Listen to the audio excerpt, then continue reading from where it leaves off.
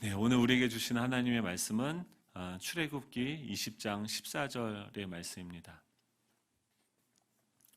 출애굽기 20장 14절의 말씀. 지금 출애굽기 강의 32번째 시간이고요. 십계명 7번째 시간인데요. 출애굽기 20장 14절 제목과 구절이 같습니다. 우리 한번 같이 큰 소리로 같이 읽겠습니다. 시작. 간음하지 말라. 아멘. 간음하지 말라. 지금 이스라엘 백성들이 광야를 걸어가고 있죠. 이 십계명은요, 아까도 선글라스를 끼고 길이 안 보인다고 하면 안 된다라고 말씀을 드렸는데요. 선글라스가 뭐냐면은 애굽의 관점으로 길을 보아서는 보이지 않아요. 세상 사람 지금도 마찬가지죠. 이 간음하지 말라가 세상적인 법으로 이야기하면 이게 죄입니까? 죄가 아닙니까? 간통죄가 법적으로 이제 사라졌어요. 사람들이 모든 드라마나 TV를 보면요, 이 불륜을 아름다운 사랑으로서 묘사를 하고 있죠. 세상적인 관점이 있어요. 세상의 안경이 있어요. 하지만 성경에서는요, 다른 관점을 보여주고 있습니다. 우리가 그냥 진화해서 그냥 이 땅을 현세를 살아가다 죽는다고 한다면, 만약에 내가 지금 이 여인과 결혼을 해서 결혼을 했는데 결혼해 보니까 이게 아니에요. 내가 내 인생이 지금이 마지막이고 현세 그냥 한 번밖에 단회적인 삶을 우리가 산다라고 한다면 빨리 갈아타야죠. 다른 사랑을 찾아가야죠. 이 잘못된 사랑을 만났다고 하면, 아픈 사랑을 만났다고 하면, 치졸한 사랑을 만났다고 하면 그 사랑을 피해서 새로운 사랑을 찾아야 됩니다. 세상 사람들을 뭐라고 할 게 아니라 그 사람들은 그 나름대로 자신이 믿고 있는 바대로 살아가는 거죠. 근데 지금 이 십계명이라는 것은 무엇이냐면, 이 현세적이고 제한적인 우리의 이 제한적인 이 시야를 넘어선 그 하나님의 영원한 시각에서 보여주는 새로운 길을 우리에게 보여주고 있는 것이죠. 이스라엘 백성들은 그 광야에서, 광야는 무엇입니까? 우리 인생과 같죠. 이 광야를 걸어가는 게요, 길을 알지 못하면 지옥과 같아요. 언제 이 시간이 끝날까? 언제 나는 그 목적지에 도달할 수 있을까? 나의 목적지는 어떤 곳일까? 나의 출발점과 이 시작점과 출발점을 안다고 하면, 교회를 여러분들이 오시는데, 이제 코로나가 끝나고 예수정원교회 오시는데, 집에서 출발해서 예수정원교회로 가야지 하고 차를 탔는데 예수정원교회가 어디 있는지 모르고 그냥 막연하게 운전을 해서 교회를 찾아간다고 한다면, 그것처럼 정말 불안하고 염려가 되는 일은 없는 거죠. 세상 사람들은 지금 자신의 인생이 왜 이곳에 왔고 자신의 인생은 어느 방향으로 가고 있는지 알지 못한 채 그 두려움과 염려에 반응하면서 그 순간순간을 최선을 다해서 버티며 살아가고 있는 거죠. 그러면서 만난 그 아내와 같이 살면은 뭔가 행복이라는 이 파랑새, 아름다운 그 천국을 누릴 줄 알았는데 그곳에서 그것을 누릴 수 없으니까 또 다른 파랑새를 찾아서 날아가게 되어지는 거죠. 성경은요, 그런 우리 인간들을 향해서 이 먼저 선글라스를 벗은 이 모세라는 한 인물을 보내주고, 그 모세는 어떻습니까? 그 광야에서 자신의 존재를 깨달은 자죠. 자신이 얼마나 연약한 자고 무능한 자고, 자신이 슈퍼맨처럼 내가 하나님과 같이 되어서 내가 애굽의 왕자의 교육을 받았기 때문에 나는 완벽한 존재고 나는 뭐든지 할 수 있고 나는 마음만 먹으면 꿈만 꾸면 이 세상을 변화시킬 수 있다라고 믿었던 그를 하나님께서는 그 광야로 인도하셔서 어디까지, 어떤 바다까지 인도하십니까? 더 이상 내려갈 수 없는 바다까지 내려가게 하세요. 소위 세상 말로 말하면 쫄딱 망하게 하세요. 그러고 나서 이 모세가 깨달은 자신의 존재, 예전에 자신이 입었던 그 왕궁의 옷과 세상 사람들이 나에게 붙여주었던 그런 칭호들을 다 벗게 되어지고 자신의 존재의 그 실존을 마주하게 되어지는 그 순간이 오게 되어지는 거죠. 발가벗은 자신을 보면서 이 모세는 무엇을 깨닫게 됩니까? 나는 이 떨기나무와 같은, 가시나무와 같은 아무짝에도 쓸모없는 연약한 존재라는 것을 깨닫게 하시죠. 그런 그에게 하나님이 찾아오셔서 뭐라고 합니까? 너의 선글라스를 벗으라고 해요. 너의 발의 신을 벗으라고 해요. 지금 모든 것이 다 망해서 더 이상 일어날 수도 없고, 이 나의 관점으로, 지금 이 선글라스를 낀 나의 관점으로 내 삶을, 내 미래를 보았을 때 앞에 길이 없어요. 더 이상 나는 살아갈 가치가 없어요. 살아갈 이유가 없어요. 그냥 여기서 딱 끝나면 좋겠어요. 근데 그 하나님께서 찾아오셔서 너의 발에 신을 벗으라. 요즘 버전으로 하면 뭐예요? 선글라스를 벗으라는 거예요. 벗고 나니까 뭐가 보여요? 그곳에 나를 오랫동안 기다리시고 나와 함께하고 계셨던 그 전능하신 하나님이 그곳에 계신 거예요. 그리고 뭐라고 말씀하세요? 새로운 안경을 씌워주시는 거예요. 이 성경이라는 하나님의 말씀이라는 새로운 안경을 씌워주시고, 그 안경을 통해서 내 자신을 봤을 때 무엇입니까?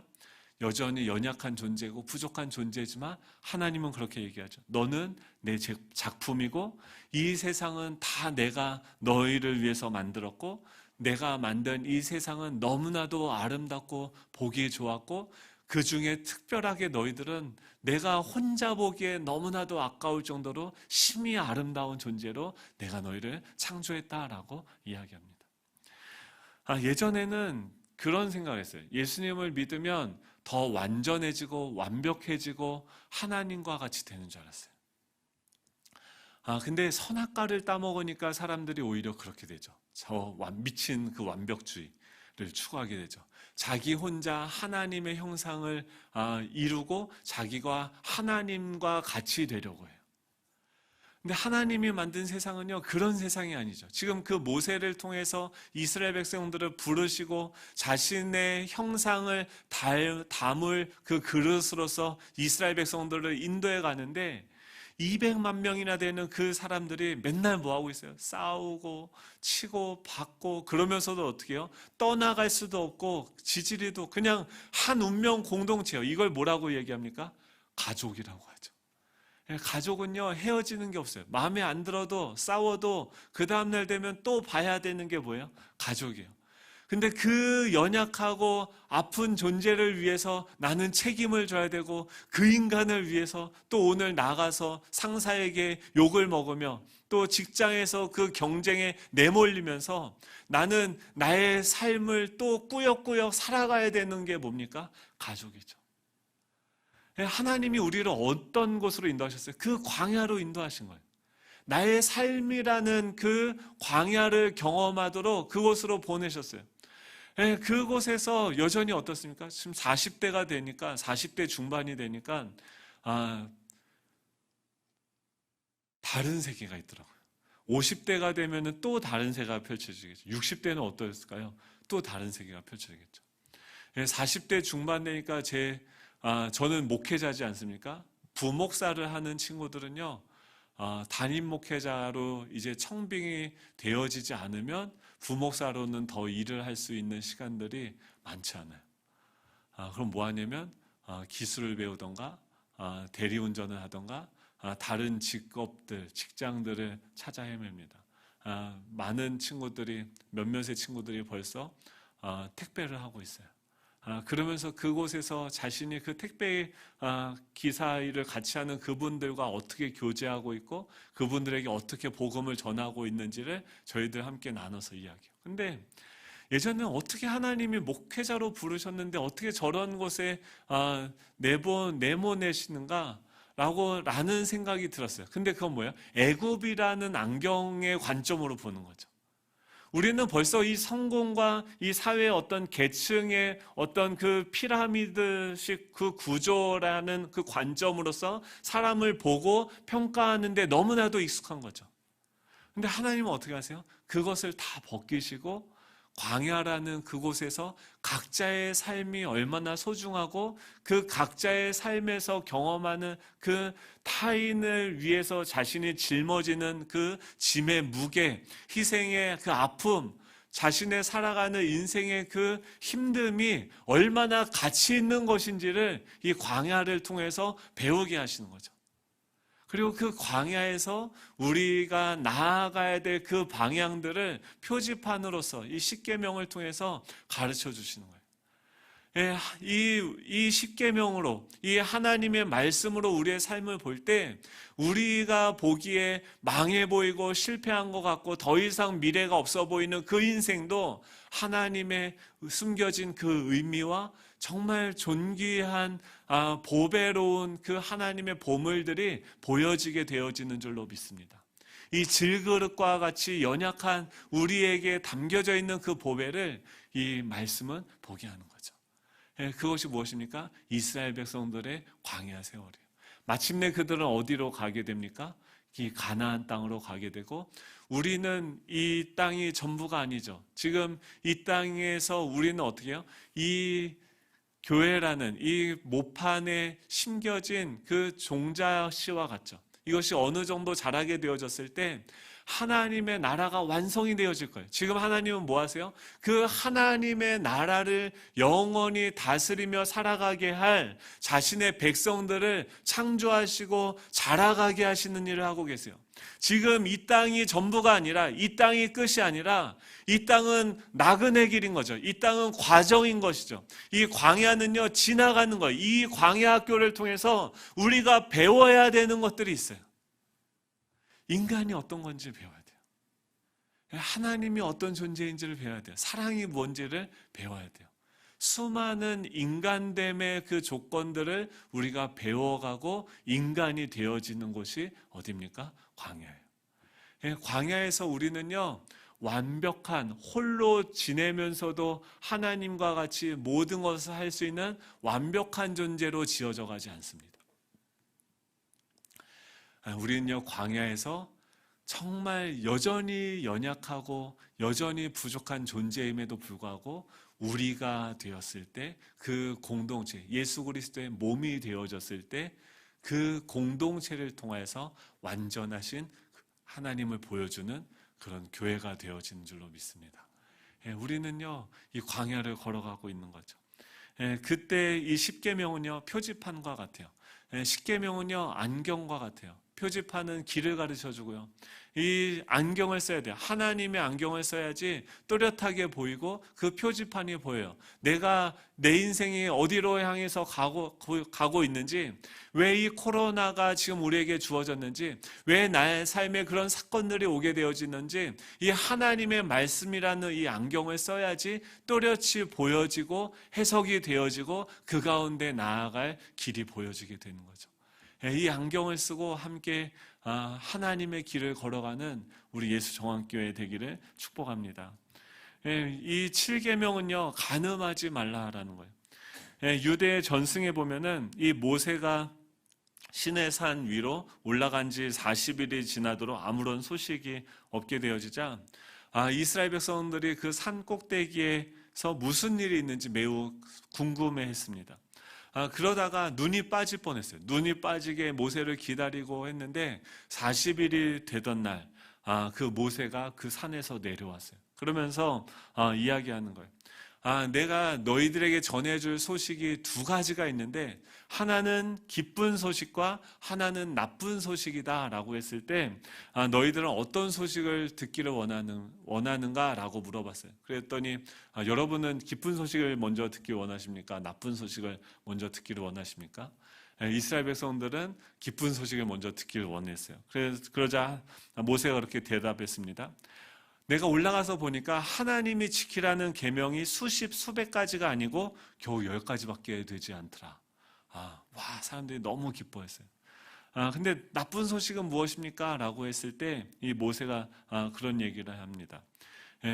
근데 그 중에서 간음하지 말라는 계명은 내가 끝내 빼지 못했습니다. 이것이 못내 아쉽습니다. 라고 했다는 썰렁한 얘기가 있습니다. 네, 다들 그렇다고 유튜브를 끄시면 안 됩니다, 여러분. 사람들이 이런 이야기를 듣고서 웃죠. 그러니까 동서고금을 막론하고 많은 사람들이 그런 꿈을 꿔요.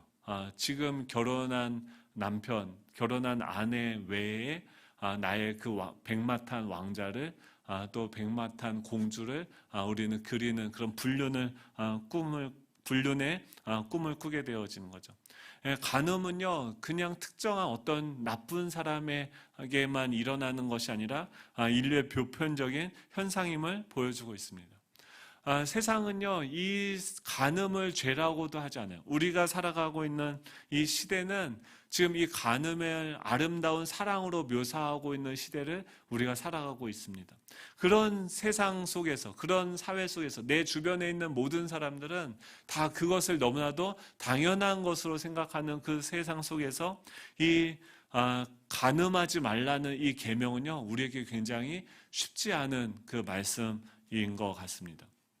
왜냐하면 이 성경에서 얘기하는 간음하지 말라라는 것은 단순히 육체적인 간음뿐만이 아니라 예수님은 뭐라고 얘기해요? 여자를 보고 음욕을 품는 자마다 이미 마음에 간음을 했다라고 지적을 하고 있습니다. 실제로 제가 예전에 같이 놀던 형들이 있어요. 중국에 있을 때 같이 운동도 하고 또 술도 마시고 하면서 놀던 형들이 있었는데 몇 년 전까지 한국에서 1년에 2번 정도 정기 모임이 있었어요. 거기서 몇 년 전까지만 해도 저를 불러줬어요. 목사 안수 받으니까 이제 안 부르더라고요. 한 번 마지막으로 갔었는데, 근데 가서 굉장히 제가 충격을 받았던 게 뭐냐면 그곳에서 그냥 술을 먹으면서 저는 술을 먹진 않았습니다. 가서 이제 그 형들을 전도하기 위해서 정말 기도하는 마음으로 그곳에 가서 그 형들을 만나고 또 제 친구가 있거든요. 제가 그 친구를 나이트로 인도했기 때문에 굉장히 그 마음에 빚을 지고 있어요. 그래서 그곳에 가서 그들에게 어떻게 그 길이 아니라 다른 길이 있다라는 것을 전할 수 있을까라는 것을 얘기하러 갔는데 그 형들 중에 잘 나가는 형이 있고 좀 상대적으로 좀 못 나가는 형이 있고 힘들게 사는 형이 있겠죠. 근데 그들 중에 잘 나가는 형은 뭘 얘기하냐면 자기 애인이 있다라고 얘기해요. 형수가 있는데 또 애인이 있다라는 것을 자랑하는 거예요. 그러면은 당연히 저는 사람들의 반응이 어떻게 좀 너무 깜짝 놀라서 그것을 그냥 숨기면서 얘기를 하는 게 아니라 자기가 애인이 있고 회사 근처에 오피스텔이 있는데 거기 그 애인이 따로 살고 있고 거기를 맨날 왔다 갔다 하고 그러면은 형수는 뭐 하냐 그랬더니 아내는 애 키우는 존재로서 인식을 하더라고요.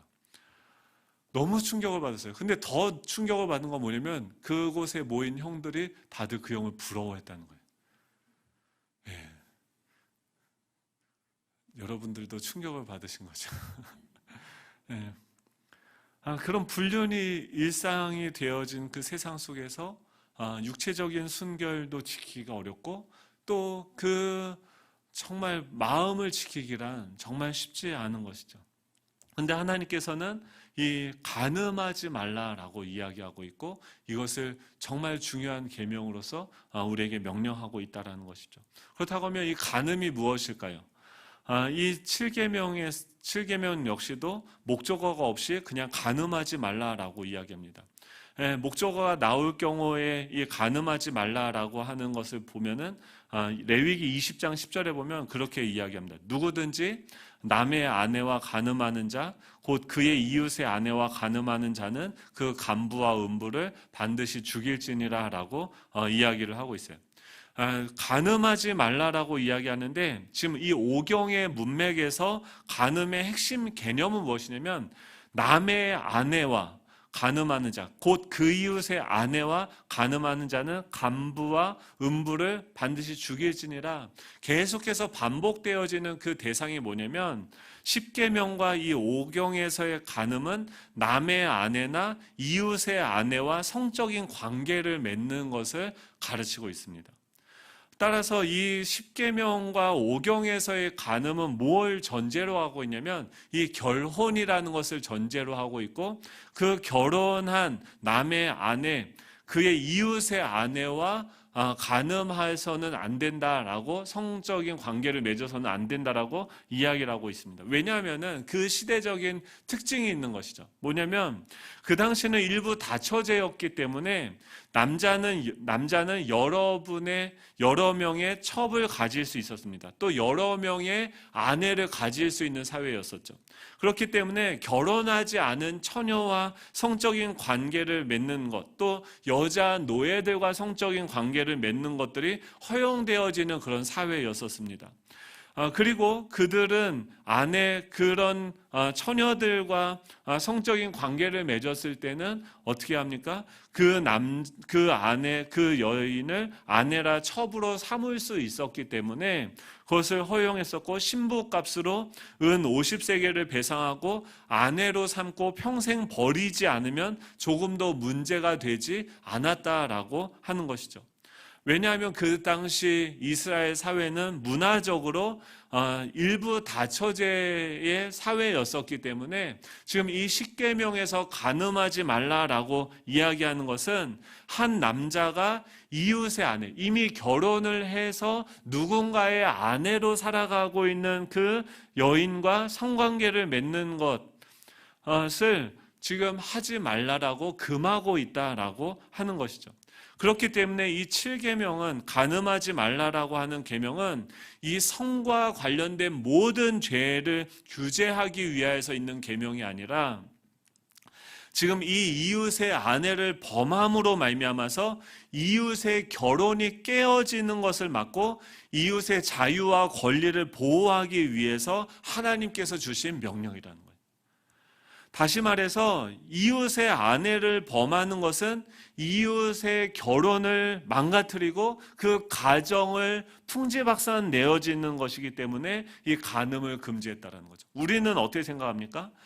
간음을 하면 내 결혼과 내 가정이 망가지기 때문에 간음을 해서는 안 된다라고 생각을 하는데, 그것 자체가 이미 자기중심적인 생각인 거죠.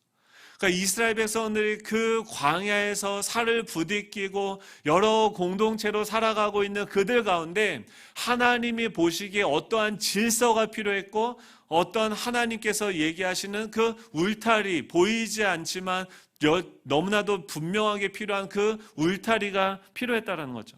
이 간음 금지 계명은 1차적으로 자신의 가정과 결혼을 보호하는 것이 아니라 이웃의 가정과 결혼을 보호하기 위해서 하나님께서 주신 명령이라는 거죠. 그렇다고 하면은 이 간음하지 말라는 것을 다른 말로 하면 내 이웃의 가정을 파괴하지 말라는, 내 이웃의 결혼을 파괴하지 말라라고 이야기합니다. 그렇다고 하면 하나님은요, 이 결혼을 매우 중요하게 생각하고 있는 거죠. 이 결혼을 하나님께서는 하게 하셨는데, 그때는 일부 다처제고 지금은 한 명하고만 결혼할 수밖에 없는 이런 건데, 그러면 일부 다처제가 맞고 이 지금이 틀린 건지, 지금이 맞고 그때가 틀린 건지 우리는 몰라요. 하지만 하나님께서는 다양한 방식의 결혼을 우리에게 허락하셨고, 그 결혼을 통해서 우리로 하여금 깨닫게 하신, 이 결혼을 제정하신 어떤 목적이 있다라는 것이죠. 지금 이 결혼, 이웃의 결혼을 너무나도 중요하게 생각하고 그것을 깨트리지 말라라고 하나님께서 명령을 하시는 거예요. 그러면 어떻게 해요? 반드시 죽일 것이다 라고 이야기를 하고 있는 거죠. 그렇다고 하면 왜 하나님께서 있는 이 결혼을 제정을 하셨을까요? 창세기 2장 18절부터 25절까지 말씀인데 우리 한번 같이 읽어볼까요? 18절부터 25절 말씀입니다. 같이 읽겠습니다. 시작. 여호와 하나님이 이르시되 사람이 혼자 사는 것이 좋지 아니하니 내가 그를 위하여 돕는 배필을 지으리라 하시니라. 여호와 하나님이 흙으로 각종 들짐승과 공중의 각종 새를 지으시고 아담이 무엇이라고 부르나 보시려고 그것들을 그에게로 이끌어 가시니 아담이 각 생물을 부르는 것이 곧 그 이름이 되었더라. 아담이 모든 가축과 공중의 새와 들의 모든 짐승에게 이름을 주니라. 아담이 돕는 배필이 없으므로 여호와 하나님이 아담을 깊이 잠들게 하시니 잠들매 그가 갈빗대 하나를 취하고 살로 대신 채우시고 여호와 하나님이 아담에게서 취하신 그 갈빗대로 여자를 만드시고 그를 아담에게로 이끌어 오시니 아담이 이르되 이는 내 뼈 중의 뼈요 살 중의 살이라. 이것을 남자에게서 취하였은즉 여자라 부르리라 하니라. 이러므로 남자가 부모를 떠나 그의 아내와 합하여 둘이 한 몸을 이룰지로다. 아담과 그의 아내 두 사람이 벌거벗었으나 부끄러워하지 아니하니라. 아멘. 우리가 기억해야 되는 것은 뭐냐면 이 결혼이라는 제도는요 영원한 제도가 아니라는 거예요. 우리가 부모와 자식 간의 그 관계를 가지고 있는데 그것도요, 영원한 관계가 아니라는 거예요. 천국에 가면 하나님의 나라가 완성이 되어지면 그곳에 우리는 모두가 다 하나님의 백성으로서 그곳엔 시집가고 장가가는 것도 없다라고 얘기해요. 어떤 사회가 펼쳐질지 모르겠지만 지금 우리에게 일시적으로 주어진 이 제도를 통해서, 이 결혼이라는 제도, 자녀를 낳고 기르는 이 제도, 부모를 공경하는 그 제도, 이 제도들을 통하여서 하나님이 우리에게 무언가 이 땅에서 배우게 하고 또 우리를 자라가게 하는 인간이라는 존재를 인간으로 만들어 가시는 하나님의 어떤 의도가 있다라는 것이죠. 첫 번째로 하나님께서 사람을 만드셨을 때 하나님이 사람을 보시기에 너무나도 좋았더라, 심히 좋았더라라고 얘기했는데, 또 사람을 위해서 모든 세상을 창조하는 다 아름답고 다 하나님 보시기에 정말 흡족하게 만족하셨습니다. 근데 한 가지 하나님이 보시기에 좋지 않은 것이 있었는데, 그것이 무엇이었냐면 사람이 혼자 사는 것이 좋지 아니하였다라고 이야기합니다. 그리고 그를 위해서 돕는 배필을 지으리라라고 말씀하십니다. 그리고 나서 아담에게 뭘 합니까? 동물을 데리고 오세요. 그러고 그 스스로 자신이 혼자라는 것을 그 쌍쌍이 오는 그 동물들, 다양한 동물들, 군집을 이루고 사는 그 동물들을 보게 하면서 자신 혼자 홀로 있음을 깨닫게 하시죠. 그리고 나서 어떻게 합니까? 그들에게 이름을 주는 그 아담에게 돕는 배필이 없으므로 그가 잠이 들었을 때 그 몸의 일부를 취하여 또 다른 존재를 만든 것이 무엇입니까? 여자라는 존재죠. 즉 여자는 무엇이냐면 이 아담이라는 존재의 한 일부가 되어지고 그것은 한 몸으로서 존재하는데 각각 따로 존재하는 동일한 사람으로서 존재하는 거죠. 근데 그들은 뭐예요? 혼자 지내는 것이 혼자 사는 존재가 아니다라고 이야기하는 거죠. 우리 시대는 어떻습니까? 선악과를 따먹고는 뭐예요? 다들 내가 하나님이 되려고 해요. 그 사상이, 그 선악과를 따먹고 그 죄가 우리 안에 지금도 여전히 꿈틀거리죠. 그래서 우리는 뭐예요? 완벽주의자가 되려고 해요. 내가 모든 것을 다 하려고 해요. 내가 모든 것을 다 알아야 되고요. 모든 기능들을 다 익혀서 모든 것이 다 준비되어서 내가 하나님과 같이 되어져야지 내가 살 수 있다라고 착각을 하는 거죠. 우리 하나님은요, 우리를 어떻게 해요? 슈퍼맨으로 짓지 않으셨다는 거예요. 혼자 사는 존재로 짓지 않으셨다는 거예요. 서로 돕는 배필이 있어야 서로 도와야지 살 수 있는 존재로 우리를 지으셨다는 거예요. 그 말은 뭐냐면 우리는 완벽한 존재가 아니라 우리는 한 몸의 일부로서 하나님이 우리를 지으셨다라고 하는 것이죠. 우리는 연약한 존재라는 거죠. 그런 존재들이 서로 에덴 동산에서 어떻게 했어요? 모든 것이 다 허락되어졌으니까 그들이 서로 연약하고 그들의 부족함을 정죄하는 것이 아니라 뭐라고 얘기했어요? 이는 내 뼈 중에 뼈요 내 살 중에 살이다라고 하면서 서로를 인정하고 아름답게 보았죠. 이 말은 뭐냐면 나의 부족함을 채워주는 존재인 동시에 내가 그의 부족함을 채우는 그런 서로, 그게 뭡니까? 그게 부부고 그게 친구고 그게 가족이죠. 근데 우리는요 그것을 놓치고 잃어버리게 되죠. 선악과를 따먹으면서 어떻게 하냐면 혼자 스스로 살아가려고 하는 존재가 되어져서 다 각자 혼자 성을 쌓고 혼자 힘을 키워서 혼자 살아가려고 하죠. 남을 의지하는 것을 부끄럽게 생각하죠. 남에게 도움의 손길을 요청하는 것을 굉장히 안타깝게 생각합니다. 예전에는 농경사회는 어땠습니까? 혼자 살아갈 수가 없었어요. 마을 사람들이 도와줘야지만 농사를 지을 수 있었습니다.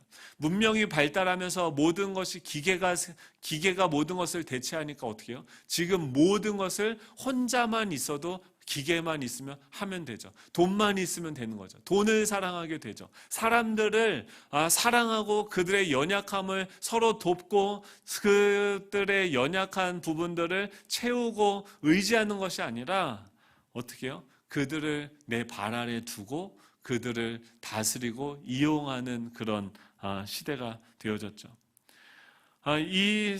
예전에는 어땠습니까? 그 하나님이 창조한 존재는 서로의 연약함을 보면서 벌거벗었지만 부끄러워하지 아니하는 존재예요. 벌거벗었다는 것은 뭐냐면 선악과를 따먹기 전에도 우리는 벌거벗은 존재였고 그 말은 뭐예요? 여전히 부족한 존재였다는 거예요. 근데 그것이 그들에게 부끄러움으로 인식되어지지 않았어요. 수치로 인식되어지지 않았어요. 그의 벌거벗음을 보았을 때 그들은 어떻게 합니까? 그것을 지적하고 정죄하는 것이 아니라 그를 덮어주죠. 그의 연약함을 보았을 때는 자신이 가서 몰래 그의 연약함을 채워주죠. 예전에 동화책을 보면 뭐예요? 이솝 동화를 보면 뭐예요? 서로의 형제 둘이 있는데 형의 집에 쌀이 없는 걸 보니까 동생이 그 밤에 가서 갖다 놓고 또 그 형은 동생 집에 쌀이 없는 걸 보고 서로 왔다 갔다 해서 아침에 일어나면 쌀이 그대로 있는 걸 보죠. 그런 모든 풍성함들을 배우는 것. 그래서 어떻게 합니까? 그 관계를 통해서 참 우리가 지난주에 사람 인자를 보지 않았습니까? 사람은 뭐 어떤 존재입니까? 서로를 의지하는 존재인 거죠. 저도 제가 군대에 있을 때 어느 정도였냐면 예수님을 믿기 전에 어느 정도였냐면 군대에서 제가 무릎을 다쳤어요. 한라산 꼭대기에서 내려갈 수가 없었습니다. 그런데 거기서 어떻게 했냐면 무릎을 다쳤으니까 산을 내려갈 수 없으니까 사람들이 와서 자신들에게 어필하고 얘기했어요. 제가 뭐라고 했냐면 내 몸에 손 하나만 대봐. 내가 너희를 죽여버릴 거야. 자존심이 살아서 꼴에 다리가 다 다쳐서 움직이지도 못하는 그 순간에도 남을 의지하는 것이 너무나도 부끄러워서 남에게 도움을 요청하지도 못하고 자존심을 세웠었죠. 근데 그때 처음으로 하나님의 음성을 들었어요. 뭐라고 했냐면 성공한 너가 지금까지 너의 힘으로 너무나도 잘 걸어왔는데 이제 나에게 한번 업혀보지 않겠냐. 나에게 너의 삶을 한번 맡겨보지 않겠냐라고 주님께서 찾아오셔서 말씀하시는 거예요. 그 말은 무엇입니까? 서로 의존하는 존재로서 우리를 창조하셨다는 거예요. 결혼을 왜 하게 하세요? 결혼하고 나면 뭡니까? 예전에는 포르노적 사랑을 추구했었죠. 상대방을 사랑하면서도 포르노적인 사랑은 뭡니까? 그 상대가 그냥 내가 명령하는 대로 나의 쾌락을 위해서 로봇처럼 움직이게 만들어요. 상대를 사랑하면서도 상대를 사랑하고 상대를 채워주고 상대를 만족시키는 것이 아니라 상대를 사랑하는 그 행위를 하면서도 나의 감각들을 추구하게 되어지는 것이 포르노적인 사랑인 거죠. 그 사랑에서 이 결혼은 무엇입니까? 하나님과의 그 관계, 하나님을 알아가는 것이 무엇입니까? 야다죠. 야다가 관계를 맺는 것이다라고 하는데 하나님과의 관계를 맺는 그 친밀한 관계를 맺는 것을 이 부부 관계를 통해서 에로스적인 그 사랑을 통해서 하나됨을 경험하게 하고 또 그것을 넘어서 그거는 뭐예요? 결혼 초기에 뭐 3개월은 콩깍지가 씌운다고 하고 3년은 다투면서 뭐 열정적으로 살아간다고 하는데 30년은 뭘로 살아갑니까? 의리로 살아간다라고 하죠. 그게 여러분 저만 그런 게 아니라 다 그런 거죠. 그게 우리 인간인 거죠. 그러니까 하나님이 콩깍지가 씌우게 하는 거예요. 눈이 멀어야지 우리는요 결혼을 해요. 결혼은요 미친 짓이죠. 결혼을 하면 어떻게 해요? 자신에게 아무것도 없어요. 결혼을 하면 자기가 원하는 것들을 아무것도 할 수 없게 돼요. 결혼하고 왜 애를 낳으면요. 그나마도 자기가 원하는 것들을 다 할 수 없게 되죠. 점점 뭐 하게 돼요? 아이를 위해서. 예전에는 나를 위해서 쓰던 그 돈들을 자녀 양육비로 다 쓰게 되어지는 거죠. 근데 그 결혼을 사람들이 해요. 제정신이 아니죠. 미친 거죠. 콩깍지가 씌운 거죠. 그 콩깍지가 우리에게 잠깐 씌우기 위해서 결혼을 하고 애를 낳게 되니까 어떻게 해요? 어쩔 수 없이 살아가는 거죠. 이러면 너무 우울한가요? 근데 그 시간들을 통해서 하나님께서 뭘 배워가게 하시는 거예요? 사랑이라는 것이 무엇인지를 알게 하는 거예요. 에로스적인 사랑을 넘어서 이제는 어떤 사랑을 알게 하십니까? 필레오적인 사랑을 알게 하세요. 친구로서. 여러분 친구가 있으십니까? 요즘에는 친구가 없어요. 친구를 다 빼앗겼어요. 다 스마트폰이 다 빼앗아 갖고 게임이 다 빼앗아 왔어요. 이 동네 와서 좋은 게 뭐냐면 장안초등학교 나오고 대부분 3개 중학교 장안여중으로 가고 다시 3개 고등학교로 모아서 이 부모도 3개 고등학교 출신이고 자녀도 3개 고등학교 출신이고 손자도 3개 고등학교 출신이에요. 한 달이 건너면 동네 사람들이 다 알고 얘기하면 누군지 다 알아요. 그러면서 어떻게 해요? 어렸을 때부터 친구들은요 허물이 없어요. 이 친구의 연약함을 다 알아요. 서로 욕을 해도 뭐라고 안 해요. 친밀함을 느껴요. 그런데 그 관계를 통해서 친구가 맞고 오면 어떻게 해요? 같이 가서 싸우죠. 친구가 넘어지면 그의 넘어진 것을 같이 아파하죠. 친구가 망했어요. 누구는 잘 나가요. 그럼에도 불구하고 만나서 같이 술 한잔 할 수 있는 게 뭐예요? 친구죠. 상대방의 외적인 조건이 어떠하느냐에 상관없이 만나서 함께 서로의 아픔을 공유하고 함께 웃고 함께 울 수 있는 것이 무엇입니까? 친구라는 것이죠. 근데 세상은 어떻게 해요? 점점 악해져 가서 이 친구를 팔아서 자신의 물질을 더 채워가는 방식으로 나아가게 되죠. 하나님은요 오셔서 우리에게 친구가 되어주세요. 우리한테 친구가 되어주신다는 것은 뭐냐면 내가 너를 포용한다, 내가 너를 용서하고 내가 용납하겠다라고 하는 것 자체가 수직적인 관계죠. 내가 너보다 낫다라는 것을 전제로 하고 있는 거죠. 근데 가늠한 여인을 만났을 때도 주님은 뭐라고 합니까? 나도 너를 정죄하지 아니하노니라고 얘기해요. 그에게 친구로서 동등되게 그의 눈높이에서 그를 맞춰주면서 그를 받아주시고 그의 존재를 인정해 주시는 친구로서 우리에게 찾아오시는 거죠. 자신이 우리를 위해서 십자가에 죽으셨다고 해서 생색내지 아니하세요. 그냥 와서 그 숯불에 그의 배고픔을 치료하기 위해서 채우기 위해서 밥을 차리고 고기를 구워요. 그리고 오면은 밥 먹자고 해요. 그게 뭐예요? 친구죠. 어제 싸우고 배신하고 도망갔다가 그냥 같이 와서 밥 한 끼 먹고 술 한 잔 먹으면 다 씻어버리는 게 뭡니까? 친구죠. 빨리 술을 먹을 수 있으면 좋겠어요. 우리나라는 왜 그런 약속을 했는지 모르겠어요. 천국 가서 우리 같이 마셔요.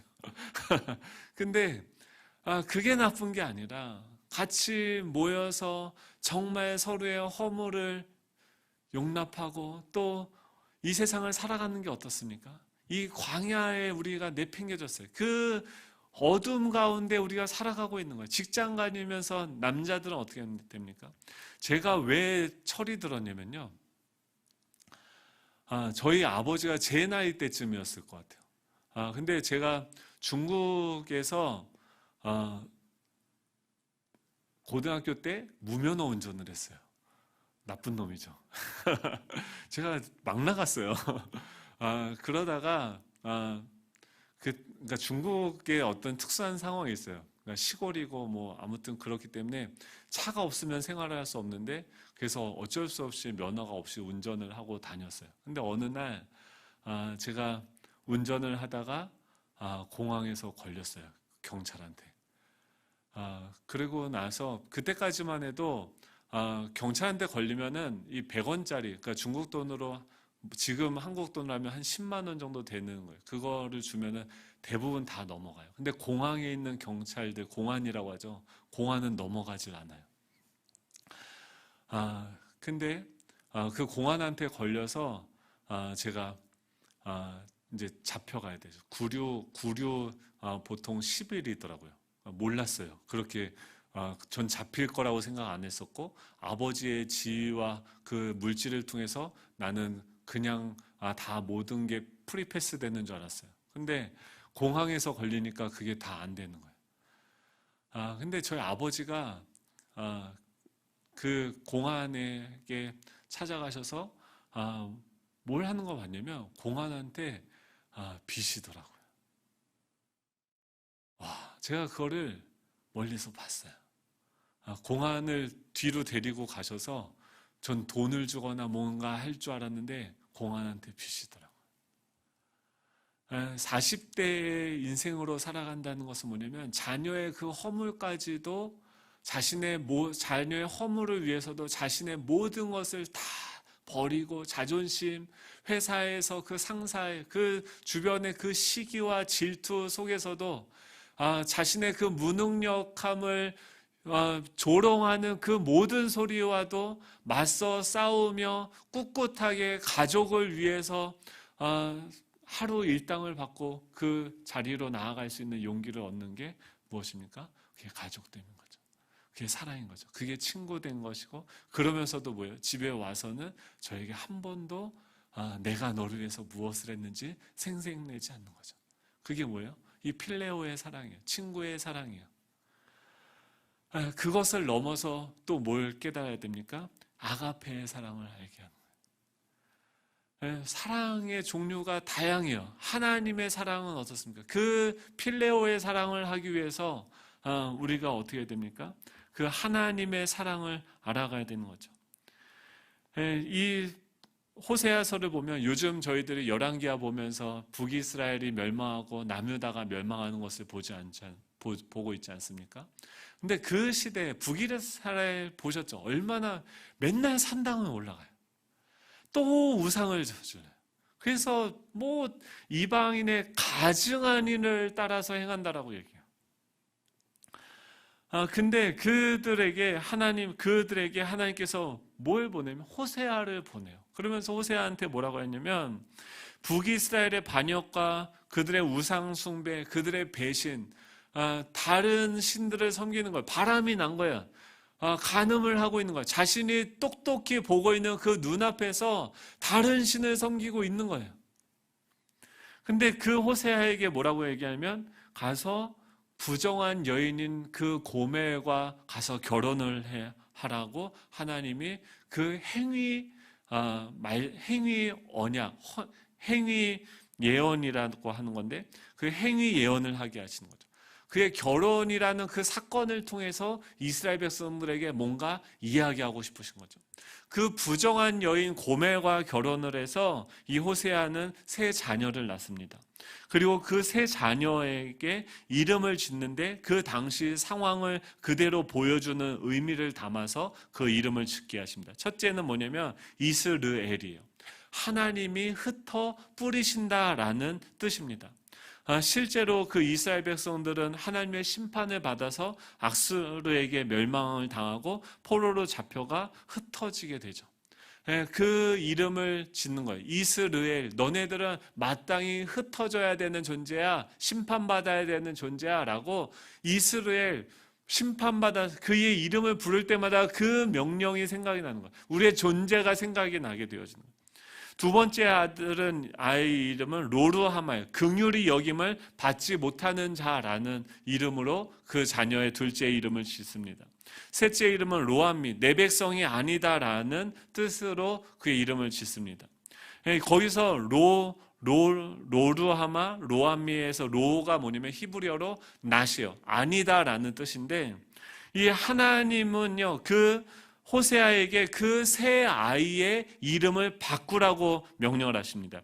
이스르엘, 첫째 아들 이스르엘, 흩어져야 되는 자, 심판을 받아야 되는 그 자를 이스라엘이라고 부르세요. 하나님의 선택받은 자녀, 백성으로서 그 이름을 받아라.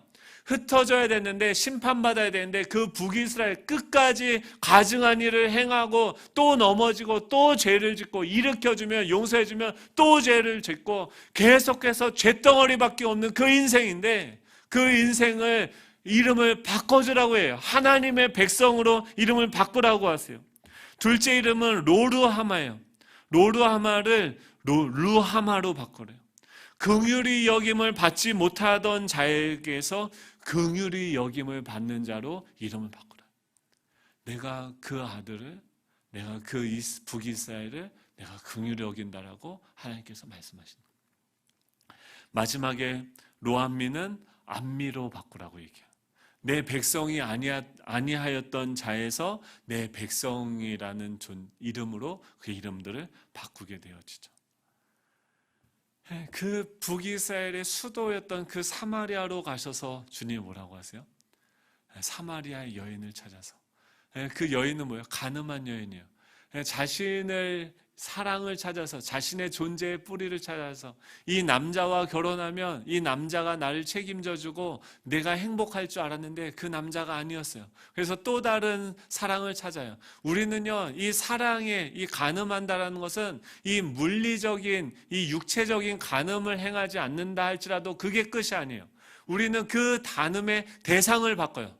이 사람이 아니라 돈으로 바꾸고 명예로 바꾸고 인기로 바꾸고 이 목회를 하면서도 자신의 이름이 유명해지기 위해서 겉으로는 거룩한 척하고 겉으로는 건강한 교회인 척하면서 그걸 통해서 사람들에게 자신의 지명도를 높이려고 하는 그런 간음을 행하죠. 그게요, 누구 특정한 다른 사람의 이야기가 아니라 우리의 이야기예요. 왜 착한 모습을 보이려고 해요? 이쁘지 않으니까 착하기라도 해야지 사람들에게 인정을 받아요. 그래야지 사람들에게 그냥 좋은 사람으로 보여주고 싶은 거예요. 그래서 하나님이 아니라 다른 것들을 사랑해요. 인정받기로 원하고 그 간음의 대상이 바뀌는 것이지 우리는 간음한 자죠. 근데 그녀에게 찾아오셔서 주님 뭐라고 물어보세요? 너의 남편이 어디 있느냐라고 물어보세요. 너의 남편이 어디 있느냐? 너의 예배의 대상이 어디 있느냐라고 물어보세요. 사랑하는 성도 여러분, 오늘 본문은요, 우리로 하여금 간음하지 말라는 거예요. 그 말은 뭐냐면 하나님만 사랑해야 된다고. 그 하나님의 불타는 그 사랑, 끊임없는 사랑, 그 방탕한 사랑, 무절제한 그 사랑 앞에 우리가 서야 된다라고 이야기하는 거예요. 그 아가페의 사랑이요. 그 상대방의 행위가 어떠함에 상관없이 그 사람을 위해서 자신의 모든 것을 무조건적으로 내어주는 사랑이요. 그들이 다시 돌아올 것을 계약하고선 예수님은 십자가에 죽으시지 않으셨어요. 그들은요, 여전히 죄인이에요. 여전히 하나님을 대적해요. 하나님과 여전히 원수되어졌어요.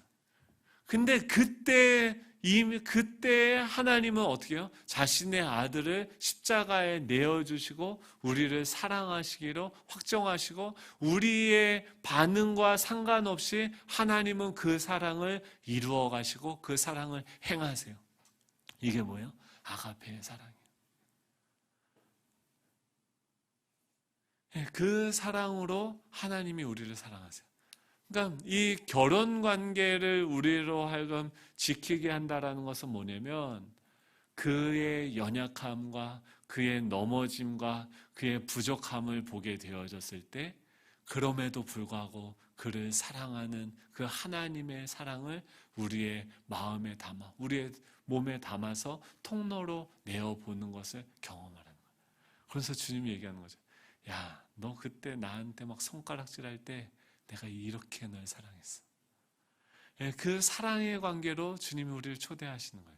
왜 이 결혼이라는 일시적이고 제한적인 관계를 허락하십니까?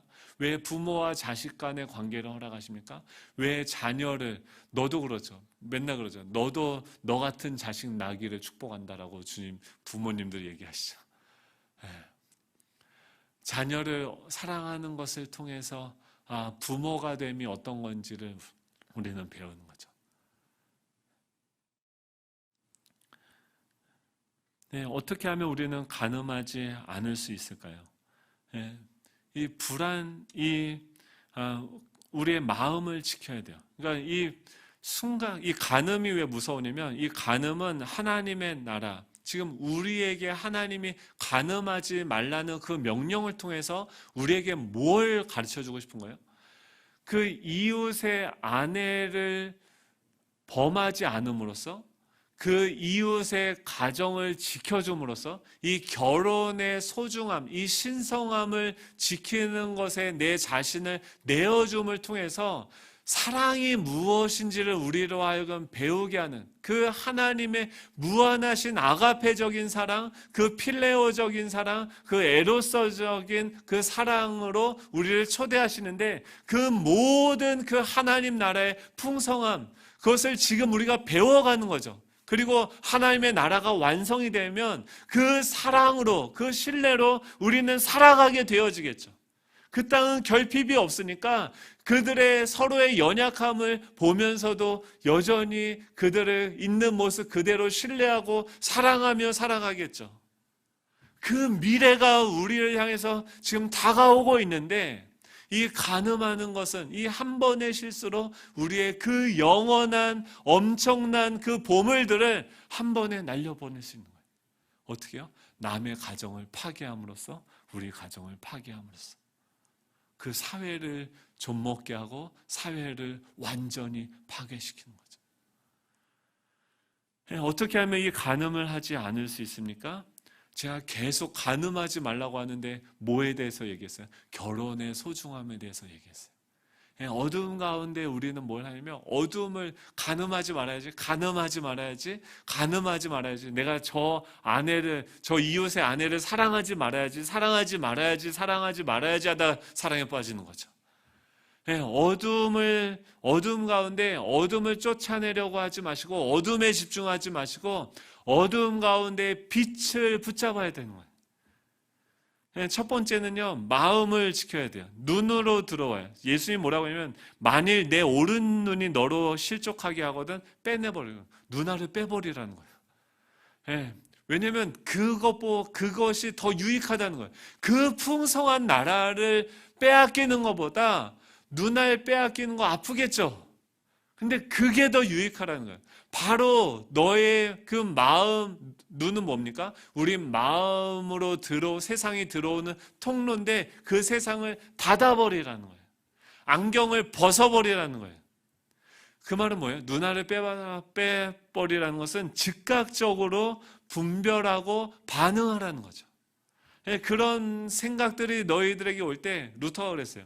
그 새가 우리 머리 위로 날아와서 앉을 수는 있지만, 그 새가 우리 머리 위에서, 그거는 우리가 막을 수 없죠. 그런 생각이 우리 가운데 들어오는 것은 막을 수 없어요. 근데 그때 어떻게 해야 돼? 눈알을 빼버려야 돼. 어떻게 하냐면, 그 새가 우리 머리 위에 집을 짓는 것을 우리는 막을 수는 있어요. 사단이 주는 그 생각들을 쳐버리고 하나님을 붙잡는 거예요. 하나님이 주신 이 결혼이라는 것의 소중함을 우리가 붙잡는 거예요. 이 결혼은 무엇입니까? 언약을 하는 거죠. 내가 너와 함께 그 죽음을 가지고 어떤 머리가 팥뿌리가 되고 죽을지라도 내가 평생 당신만을 사랑하겠다고 하는 그 언약 안에 이 결혼은 묶여 있게 되는 거죠. 그래서 서로를 책임지는 거죠. 그것에 내 자신을 내어주는 거예요. 그게 뭐예요? 하나님의 헤세드의 사랑인 거죠. 하나님이 왜 끝까지 우리를 포기하지 않습니까? 아담에게 하셨던 그 약속에 자신의 모든 자유를 묶어서 그 언약을 실천하는데 자신의 모든 것을 내어주는 그 사랑인 거죠. 언약적인 그 사랑. 그 사랑을 내 안에 이루어가야 돼요. 첫 번째는 눈을 지켜야 돼요. 마음을 지켜야 돼요. 두 번째는 뭐냐면 육체를 지켜야 돼요. 그 말은 뭐냐면 이 아가페의 사랑이 식어질 때가 있어요. 언제나 우리가 은혜가 충만한 게 아니죠. 그때는 무엇이 보완해 줍니까? 에로스적인 사랑이 보완해 주고 이 필로스적인 사랑이 보완해 줘요. 아내가 있어야 돼요. 친구가 있어야 돼요. 같이 이런 마음들을 나눌 수 있는 사람들이 있어야 돼요. 우리는 홀로 독거하는 게 아름답지 않아 보이는 존재예요. 혼자 살 수 없는 존재예요. 친구와의 관계가 필요하고 또 아내와의 성적인 관계가 필요해요. 그리고 그 관계를 유지하면서 어떻게 해요? 그 아가페의 사랑을 다시 불지펴야 돼요.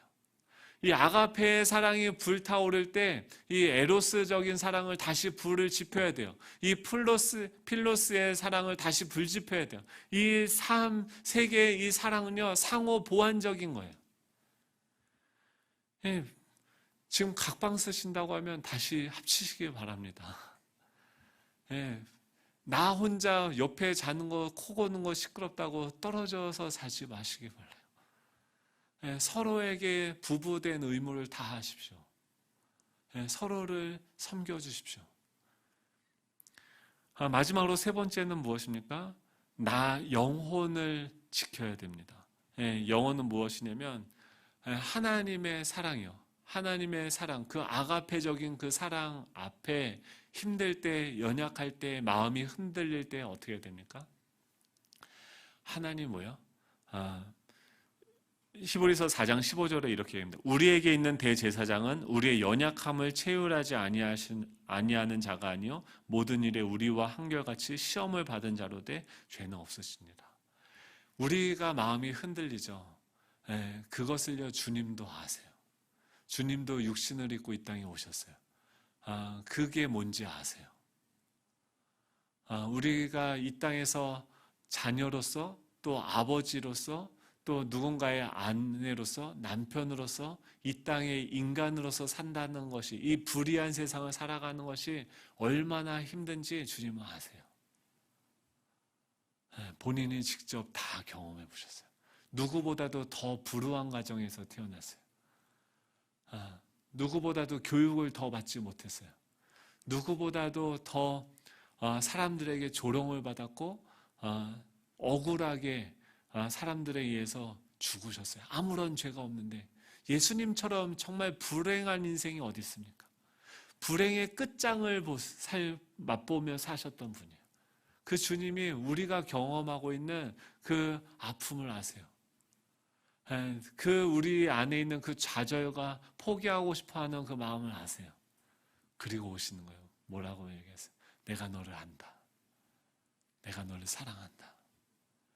그럴 때는 어떻게 하냐면 그냥 아무 말 하지 말고 주님에게 그냥 안기세요. 주님의 그 품을 느끼세요. 주님의 나를 아세요. 내가 얼마나 힘든지 아세요. 이게요 40대가 되면 이게 점점 무거워져요. 50대 되면 더 무겁겠죠. 직장 다니는 분들 40대 남성들 왜 자살률이 높은지 알겠어요. 다 잘려요. 나중에는 다 뭐 서울대 나오고 뭐하고 다 나중에 60대 넘어가면 다 실직하고 치킨 잘 나가면 치킨집이에요. 근데 100세 인생이에요. 어떻게 살아가야 될지 모르겠어요. 40대들 머리가 복잡해요. 아직도 살 날이 많았는데, 아직도 애들을 키워야 되는데, 어떻게 대학교 학비 대야 되는데, 어떻게 노후도 준비해야 되는데, 수많은 생각들이 그들을 숨쉬지 못하게 만드는데, 주님 뭐라고 하세요? 내가 안다고. 내가 너의 목자가 되고, 내가 너를 인도한다. 그러면서 그걸 다 없애주진 않으세요. 근데 그게 인생이에요. 그 모든 과정들을요, 우리가 맛보는 거예요. 하나님의 선하심을 맛보는 거예요.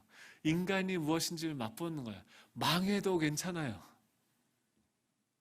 예수님도 망했어요. 완전히 배신당했어요. 근데 어떻게 해요? 그게 끝이 아니에요. 영원한 하나님의 나라에서 우리는 그것을 술안주거리로 삼으면서 평생 이야기할 것들을 우리의 삶에 차곡차곡 쌓아가고 계세요. 그 하나님이 주시는 그 인생을 누리며 살아가는, 그래서 이웃의 가정, 이웃의 결혼을 순전하고 소중하게 생각하고 우리 안의 결혼을 소중하게 생각하는, 결혼은요 신성한 거예요. 하나님이 나를 신부로 삼아주세요. 그것을 이 땅에서 배워가는 것이 바로 우리의 가정이고 결혼인 줄로 믿습니다. 이 간음하지 말라는 것은 그럼 우리 가정과 이 결혼을 지키게 하시는 하나님의 사랑의 명령인 줄로 믿습니다. 우리 찬양할 텐데요. 행복이 무엇입니까? 뭐 누구처럼 엄청난 빌딩을 소유하게 돼서 아무 일을 하지 않아도 요새 서장훈이 나오죠. 그게 행복일까요? 서장훈은 발 뻗고 잘까요? 밤에 혼자 잠 잘 올까요? 화려하지 않아도 정결하게 사는 삶, 가진 것이 적어도 감사하며 사는 삶, 내게 주신 작은 힘 나눠주며 사는 삶, 이것이 우리 삶의 행복입니다. 지금 우리가 살아가는 하루라는 그 시간들 속에서 하나님은요 보물을 숨겨두셨어요. 하나님을 아는 그 맛을 우리에게 보게 하세요. 아내의 연약함을 보고요, 나의 연약함을 보고, 자녀의 연약함을 보고, 내 뼈 중에 뼈, 내 살 중에 살이다 하면서 그의 연약한 부족한 부분을 채우는 그 살로서 우리를 존재하게 하셨어요. 그게 뭐예요? 그게 행복이에요. 남을 위해서 내 자신을 내어주고 채워주고 사랑하고 우리가 한 몸이 되는 것. 와, 그런 사랑이 우리 예수정한교회 모든 성도님들 이번 주의 삶, 우리 일생의 삶 가운데 누려지기를 간절히 축복합니다. 하나님 아버지 감사드립니다. 우리를 정말 이 거룩한 또 신성한 위대한 그 결혼의 관계로 우리를 초대하시고 주님의 그 거룩한 신부로 이 땅을 살아갈 수 있게 하여 주시니 아버지 너무나도 감사드립니다. 주님과의 그 혼인관계를 경험하고 알아가기 위해서 이 땅에서 주신 일시적인 수많은 그 관계들이 있습니다. 아내와의 관계, 또 자녀와의 관계, 친구와의 관계들, 또 부모님과의 관계, 수많은 그 관계들을 통해서 하나님의 사랑을 더욱더 깊이 알아가게 하여 주시고, 하나님 우리에게 또렷한 안경을 허락하여 주셔서 이 코로나라는 그 상황 속에서도 하나님이 주시는 그 선물, 그 보물을 분명하게 발견하고 그 길을 걸어가며 참된 행복을 누리며 살아갈 수 있는 저희들 될 수 있도록 주님 축복하여 주시옵소서. 감사드리며 예수님의 이름으로 기도드립니다. 아멘.